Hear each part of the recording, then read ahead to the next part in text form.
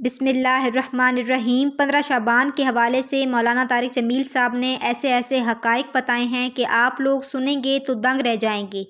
15 شعبان کا روزہ رکھنا، 15 شعبان کی رات کو عبادات کرنا، دیگیں بانٹنا، حلوے بانٹنا، قبرستان جانا، مولانا طارق جمیل صاحب نے مکمل تفصیلی بیان دیا ہے۔ آپ لوگوں نے یہ ضرور دیکھنا ہے، بہت ہی انفارمیٹیو ویڈیو ہے تاکہ آپ لوگ تمام بدعات سے بچ سکیں۔ مولانا طارق جمیل صاحب کی آپ لوگ یہ ویڈیو دیکھیں۔ 15 شعبان کی رات میں ہمارے ملکوں میں جو ہمارے عجمی ملک ہیں، اس میں وہ کچھ ہو رہا ہے جو نہ میرے نبی نے کیا، نہ صحابہ نے کیا، نہ تابعین نے کیا۔ عجیب و غریب عبادات گھڑ لی ہیں، عجیب و غریب اس کے اعمال بنا لیے ہیں اپنی طرف سے، اور مسجدیں بھری ہوتی ہیں اور روشنیاں لگی ہوتی ہیں اور آتش بازی ہو رہی ہوتی ہے۔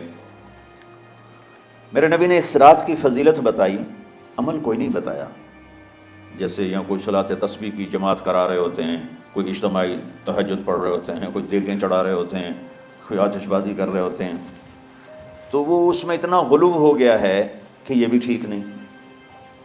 اور کچھ علماء نے اس کے رد میں اس کا اتنا انکار کیا ہے کہ اس رات کی کوئی فضیلت ہے ہی نہیں، یہ بھی ٹھیک نہیں۔ اس بیچ کا راستہ، اس رات کی فضیلت میں جتنی احادیث ہیں وہ ضعیف ہیں، سب کا مل کر جمع ہو کر کم از کم وہ حسن لغیر ہی تک تو پہنچ جاتی ہیں۔ اور ابن عثیمین رحمۃ اللہ علیہ نے بھی یہ لکھا ہے کہ زیادہ سے زیادہ ان احادیث کے مجموعے سے، چونکہ اگرچہ ضعیف ہیں لیکن کافی زیادہ ہیں، تو وہ حسن لغیر ہی تک پہنچ جاتی ہیں۔ تو حسن لغیر ہی سے کوئی عمل ثابت نہیں ہوتا، عمل ثابت ہوتا ہے صحیح حدیث کے سے۔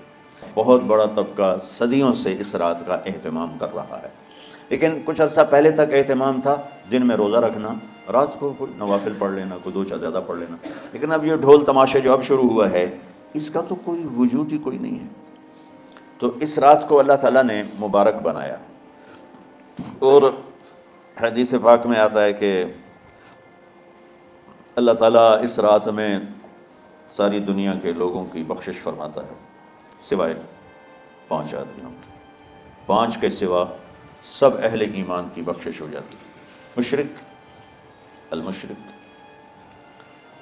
پہلا مشرک، دوسرا مشاحن، مشاحن کسے کہتے ہیں؟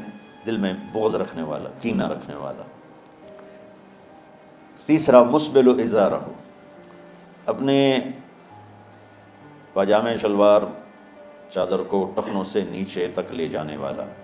ایک مرتبہ اس کے بارے میں بات کی تو حضرت ابوبکر صدیق نے کہا یا رسول اللہ، میری چادر، عرب چادر باندھتے تھے جیسے ہمارے پنجاب کا لباس چادر تھا، اب وہ کم ہو گیا ہے، ہماری تو بزرگ عورتیں بھی اور مرد بھی سب چادر باندھتے تھے، شلوار تو کسی کو پتہ ہی نہیں ہوتا تھا ہمارے بچپن میں۔ یہ تو پھر آہستہ آہستہ جب تعلیم آئی تو شلوار دیہاتوں میں بھی اور شہروں میں عام ہو گئی۔ تو اگر وہ اس لیے لٹکا رہا ہے کہ طبیعت میں تکبر ہے، پھر اس وعید کا وہ حقدار ہے۔ اگر ویسے اس کی نیچے جا رہی ہے تو میرا مالک ایسا، وہ تو ہے ہی رحیم و کریم، ہے ہی رحیم و کریم، ہے ہی رحیم و کریم۔ صرف شلوار نیچے لٹکانے سے وہ اتنی شدید سزا دے، اگر اس کے پیچھے تکبر ہے، پھر ہے یہ۔ تکبر نہیں ہے تو انشاءاللہ وہ اس سے محفوظ ہو۔ تو اپنی چادر کو لٹکانے والا، لیکن بشرط تکبر۔ کتنے ہو گئے؟ عاق لوالدیہ، ماں باپ کا نافرمان۔ نافرمان ایسا کہ دکھ دینے والا، چھوٹی موٹی اونچ نیچ تو ہر بچے سے ہو جاتی ہے، تو اپنے دکھ دے کر، اپنی بدتمیزی کے ساتھ اس نے ماں باپ کا دل زخمی کر دیا ہو، ایک یہ نہیں معفوت۔ 5واں مدمن خمر، مسلسل شراب پینے والا، مستقل جو شراب کا عادی ہو۔ ان 5 کو مؤخر کر دیا جاتا ہے۔ معافی نہیں ہونے کا مطلب یہ نہیں کہ اللہ تعالیٰ کبھی معاف نہیں کرے گا، معافی نہ ہونے کا مطلب یہ ہے کہ یہ 5 ایسے گناہ ہیں کہ اس کی وجہ سے بخشش رک جاتی ہے۔ اگر وہ شرک سے نکل آئے، وہ کینہ سے نکل آئے، وہ تکبر سے نکل آئے، وہ والدین کی نافرمانی سے نکل آئے، شراب چھوڑ دے، تو ان کی بھی بخشش ہو جاتی ہے۔ جب کوئی توبہ کرے گا فوراً بخشش ہو جائے گی۔ نہ 15 شعبان کی ضرورت ہے، نہ لیلۃ القدر کی ضرورت ہے، نہ بیت اللہ جانے کے ساتھ توبہ کی شرط ہے۔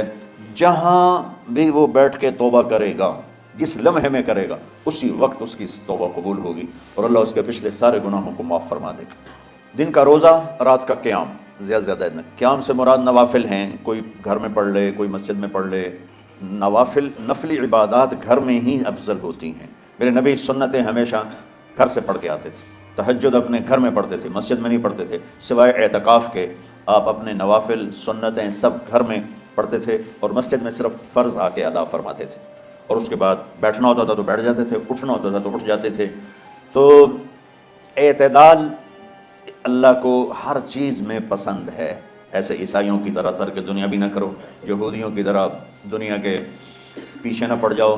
رزق کے حلال بھی کماؤ، اپنے بچوں کو بھی دیکھو، اپنے فرائض کو بھی دیکھو جو دنیاوی ہیں، اور اللہ سے بھی اپنا معاملہ ٹھیک کرو اور درست کرو. بعد کے زمانے میں صحابہ کے بعد سے ہی ایک انتہا پسندی امت میں آئی. ساری ساری رات جاگنا. فلاں بزرگ تھے وہ رسے سے اپنے بالوں کو باندھ لیتے تھے کہ نماز پڑھتے پڑھتے جب نیند آئے اور جھٹکا لگے تو رسے سے بندھے ہوئے بالوں سے اس جھٹکے سے تکلیف ہو اور ان کی آنکھ کھل جائے اور پھر نفلوں میں شروع ہو. ایک فلاں بزرگ تھے وہ اپنے آنکھوں میں نمک کا سرما لگاتے تھے تاکہ آنکھیں جل جائیں، وہ اس میں وہ جلن پیدا ہو جائے اور نیند اڑ جائے. یہ ایسے واقعات بھرے پڑے ہیں. فلاں بزرگ تھے انہوں نے 30 سال عشاء کے وضو سے فجر کی نماز ادا کی. یہ اپنی جگہ پہ بزرگی ہے، لیکن یہ بھائیوں یہ دین ہم پیش نہیں کر سکتے. فلاں بزرگ تھے وہ 30 سال سے ستو کھا رہے تھے کہ روٹی کھانے اور ستو کھانے میں 70 دفعہ سبحان اللہ کا فرق پڑ جاتا ہے. تو روٹی کھائیں تو 70 دفعہ سبحان اللہ کم کہہ سکتے ہیں، اور ستو کھائیں تو 70 دفعہ سبحان اللہ زیادہ کہہ سکتے ہیں. تو لہٰذا انہوں نے کہا مجھے تو 30 سال ہو گئے، میں تو ستو کھا رہا ہوں، میں تو روٹی نہیں کھا رہا. یہ دین نہیں ہے. یعنی یہ وہ دین نہیں جو ہم انسانیت کو پیش کر سکیں. یہ تو لوگوں کو دوڑانے والی بات ہے. یہ رہبانیت کی شکل ہے. یہ وہ دین نہیں جو ہم لوگوں کو پیش کریں گے تو وہ کہیں گے واہ واہ واہ واہ کیا دین ہے بھائی، قبول کرو. میں ایک حدیث سناتا ہوں، بخاری شریف میں بھی ہے، مجھے اب ہر شے بھول گئی، لیکن وہ ہے نہی الغلو. اس طرح کر کے آپ لوگ زیادہ جانتے ہوں گے جو پڑھ رہے ہیں کہ غلو سے نہیں. حدیث آپ کو سب کو یاد ہوگی کہ 3 صحابہ آئے اللہ کے نبی کے گھر اور پوچھا کہ اللہ کے نبی رات کیسے گزارتے. تو گھر والوں نے کہا سوتے بھی ہیں، جاگتے بھی ہیں، کھاتے بھی ہیں. تو وہ تینوں آپس میں کہنے لگے وہ تو نبی ہیں، سوئیں بھی تو کوئی بات نہیں، اور شادی ہے کوئی بات نہیں، ہم تو نبی نہیں، ہمیں تو کچھ کرنا چاہیے. ایک نے کہا کہ میں ساری زندگی روزہ نہیں چھوڑوں گا. ایک نے کہا کہ میں ساری زندگی سوؤں گا نہیں. ایک نے کہا میں ساری زندگی شادی نہیں کروں گا. تو دیکھنے میں تو واہ واہ کیا بڑی بزرگی ہے بھائی، بڑے بزرگ ہیں. ہمارے نبی کو پتہ چلا، آپ نے تینوں کو بلا لیا. کہ تم مجھ سے زیادہ اللہ سے ڈرنے والے ہو. میں تم سے انا اتقاکم یا اخشاکم، الفاظ آپ لوگوں کو زیادہ یاد ہوں گے لیکن مفہوم میں صحیح پیش کر رہا ہوں. آپ نے کہا میں تم سے زیادہ اللہ کو جانتا ہوں، تم سے زیادہ اللہ سے ڈرتا ہوں. میں سوتا بھی ہوں، میں کھاتا بھی ہوں، میں روزے بھی رکھتا ہوں، میں چھوڑ بھی دیتا ہوں. میری بیویاں بھی ہیں، میں اپنی بیویوں کے پاس بھی جاتا ہوں. تم دین میں غلوف سے بچو. پہلے امتوں کو ہلاک کر دیا دین میں غلوف. دنیا میں غلوف یعنی انتہا پسندی، ایکسٹریمسٹ ہونا. دنیا ہو یا دین ہو، دونوں میں اعتدال بچو، اللہ تعالیٰ کو پسند ہے. امید ہے آپ لوگوں نے مولانا طارق جمیل صاحب کی ویڈیو دیکھی ہوگی اور آپ لوگوں کو ان کی ویڈیو پسند آئی ہوگی. مولانا طارق جمیل صاحب کی ویڈیو سے آپ لوگوں کو رہنمائی ملی ہوگی، آپ لوگوں کے علم میں اضافہ ہوا ہوگا، اور آپ لوگوں کو کلیئر ہو گیا ہوگا کہ 15 شعبان کی حقیقت کیا ہے، 15 شعبان کی فضیلت کیا ہے.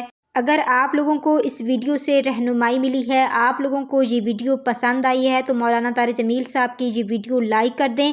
چینل پر نئے ہیں تو چینل کو سبسکرائب کر دیں، کیونکہ اس طرح کی انفارمیٹیو ویڈیوز میں اپنے چینل پر اپلوڈ کرتی ہوں. اور بیل آئیکن کو لازمی پریس کر دیجیے گا تاکہ ہر آنے والی ویڈیو آپ لوگوں تک پہنچ سکے.